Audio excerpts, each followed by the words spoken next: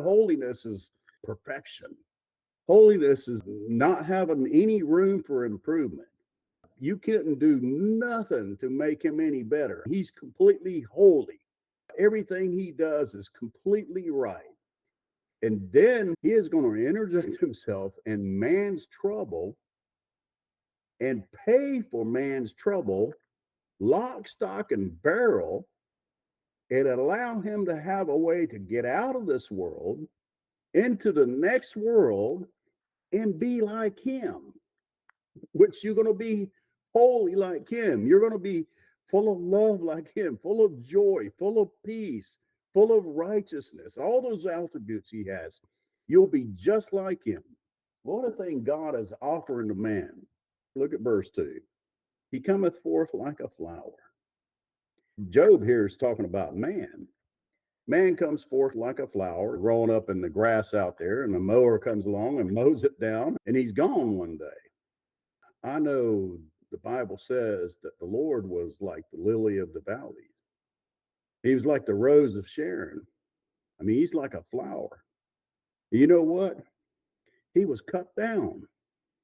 The Bible says in Job 21:21, he was cut off in the midst of the week. He died when he was 33 and a half years. He was cut off.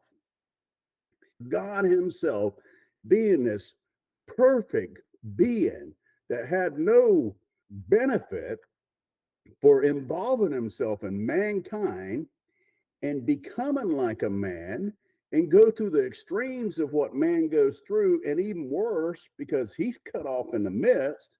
Here Job is talking about living a whole life and being cut off, and he was cut off. Look at this. He fleeth also as a shadow.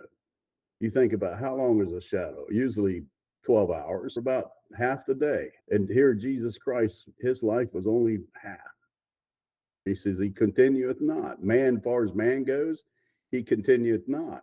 As soon as Christ died, he continued not here. He went on back to heaven. Look what it says in verse 3.